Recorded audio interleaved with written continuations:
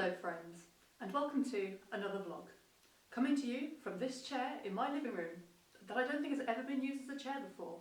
Now, I know what you're going to say. Yeah, what's been up with 2020? It's been crazy, hasn't it? Oh, that wasn't what I thought you were going to say, but yes, that is true, it has been crazy, hasn't it? Oh, you're referring to the fact that you haven't released a vlog for 10 months. 10 months? Sorry. I do have a very good excuse, I just haven't thought of it yet. So, is this vlog a sign of a return to this channel? Can we expect to see regular content production in the near future? Don't get your hopes up.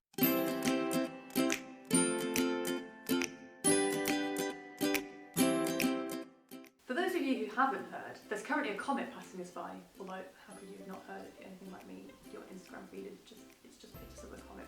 Comet C/2020 F3, otherwise known as Comet Neowise, is currently gracing our northern skies and will be for the whole of July.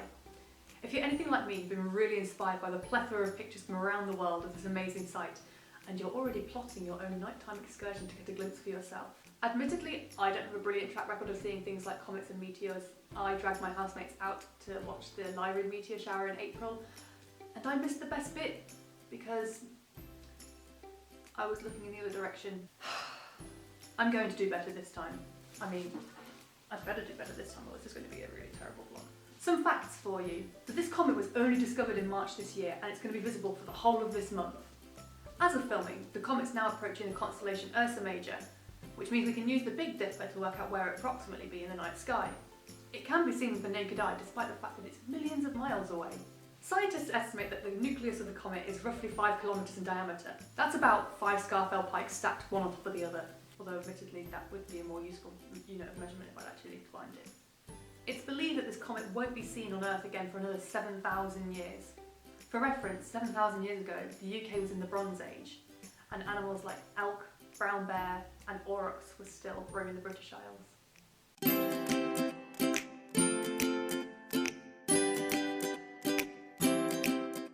So my research suggests that the best time to see Comet Neowise is an hour before dawn. Dawn this week is about 5 AM, which means I need to be up and about before 4. That means I'm going to need to wake up at 3 AM. Am I 3 AM? Oh my goodness, am I regretting a project before I've even started it? Now, if I'm going to be awake at 3 AM, I want the best chance of seeing this comet. So I'm going to look at the weather forecast to find when it's not raining and when the sky is fairly free of cloud. I'm discounting early Saturday morning as I have to go to work, but it looks as though Friday morning, Sunday morning and next Tuesday morning are going to be my best bets. I'll go for Friday morning as a first attempt because I still have a lot of time between now and the end of July to have a go. In order to see and potentially photograph Comet Neowise, I need to find a good spot that faces north-northwest with minimal light pollution.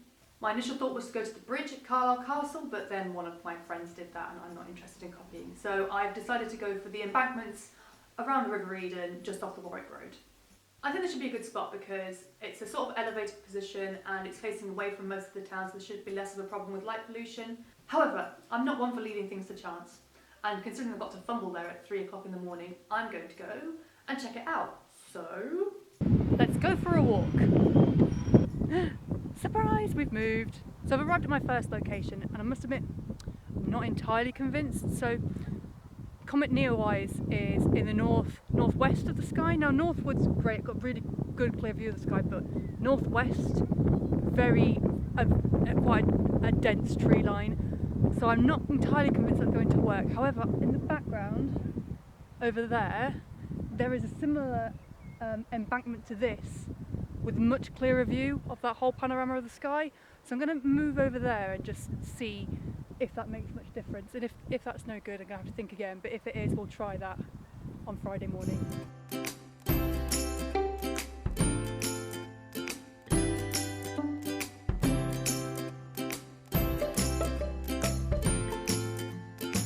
So I have miscalculated slightly, so the embankment that I wanted to go to is over there in the distance, and I don't think I'm going to be able to get to that because whilst I can do that now, I've got to be in mind that I'm going to be doing this at 3 in the morning and it isn't going to exactly be light, so I think here is probably the best that I'm going to do if I want to do it from this embankment system. So yeah, it probably actually works better because I can access it from the car park over there rather than walking through a field in the middle of the night. As you can see, quite a clear view of the sky over there. I mean, obviously, this is a bit of an experiment, to be honest. I'm not great at astrophotography, so this is a learning experience. So if I get it wrong on Friday morning, it doesn't really matter. I've got till the end of July to try and get it right. So if it doesn't work, I'll just try again. And if at first you don't succeed, try again. I took the time to make sure that I'd have a good view of the night sky, using the camera that I'll actually be shooting with on the night. There's plenty of options, and I'm satisfied that I'll be able to work with this environment.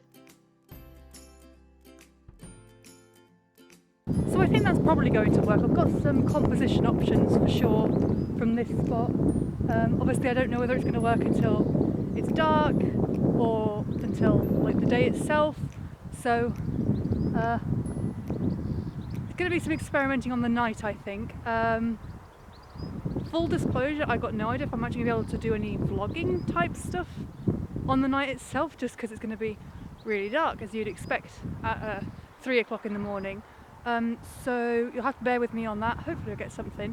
I don't think there's really much else I can do until the night. So I'll see you then. So admittedly, I did forget to do something quite important. I forgot to time myself as to how long it took to get from my house to the first point on the embankment. That doesn't particularly matter because I'm not using that point now. I'm using something closer to this end. So I'm just going to time myself walking from here to home. So it is now 19:27. Let's see how long it takes to get back. So I've just arrived home. It is 7:45, which means it's only taken me a quarter of an hour to walk back. Although you could have worked that out yourself, seeing as I'm going to jump cut straight to this. Whatever. So that's quite good news because that's taken me a lot less time than I thought it would, which means I can probably wake up a little tiny bit later than what I was expecting. And that's always good news. I love extra sleep. I will do the sums for that at some point about what time I need to wake up, but those sums will not happen right now because I've got to go and see a friend because, believe it or not, I do have a social life.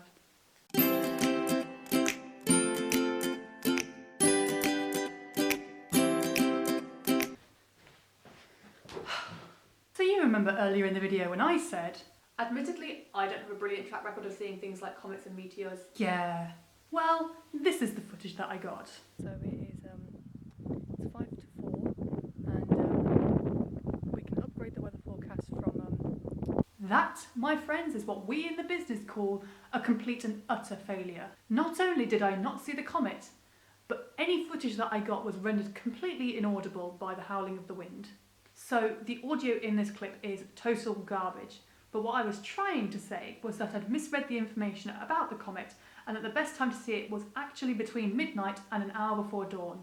That's right, I was an hour too late to see anything. The morning wasn't a total waste. I did get to watch the sunrise, which is always a great joy and something that I very rarely get to do. My new plan is to go out late Saturday night, early Saturday morning to see if I can spot it then. So wish me luck.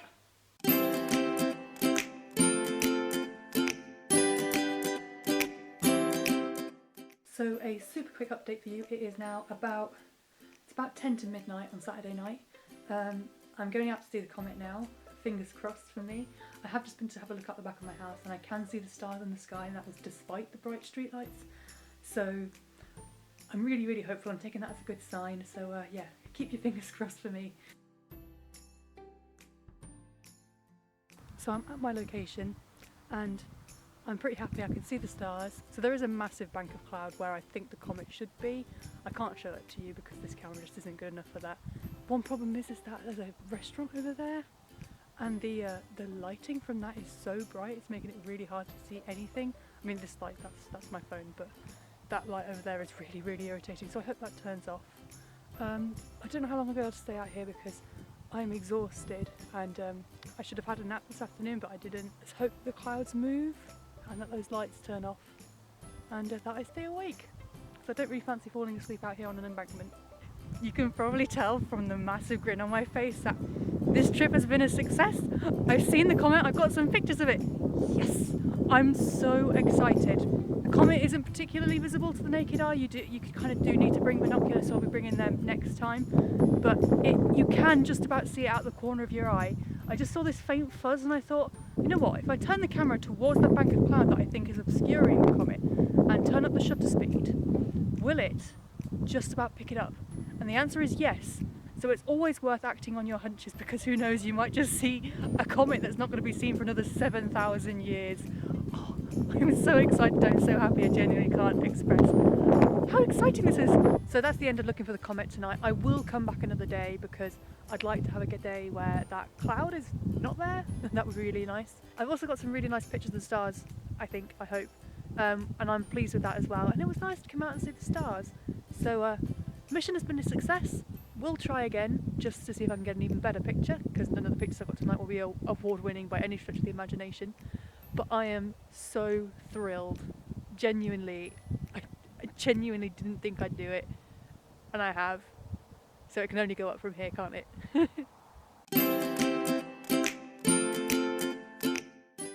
So now it is time, friends, to prepare for the final trip. Pack all your worldly possessions, including a pair of binoculars and a lens as long as an arm, into a rucksack. Be sure to let all your friends know what you're up to tonight by typing a cryptic post on Facebook, keeping your fingers crossed that someone might take the hint and join you. You're ready to go. Pull on your hat, grab your bag, shut the door and set off into the night. Leave enough time to meet your friends at the mysterious rendezvous. I don't think anyone's coming. Oh well, let's go see this comet. As you walk to the location, be sure to film some complaints. This is genuinely one of my pet peeves. Do not leave gates open, people. That is really rude. Always close the gate. It is impolite not to shut gates. Another gate that's been left open. What's wrong with people? Shut them. It's not that difficult. It's much better for everyone if you shut the gate that you open. Oh, I will do it. Don't forget to marvel at how much this clip looks like it's from a found footage horror movie before enjoying this selection of photographs that I managed to get.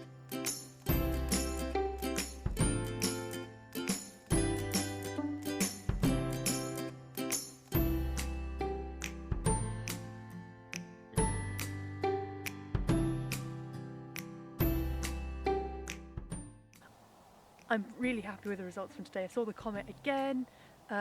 Really happy. I used some different lenses today and I think they've turned out quite nicely. I'll put some pictures into this vlog for you to see. I tried the big lens, the 100-400, that didn't quite work, but the 250mm that I have really did work and I'm really pleased with those.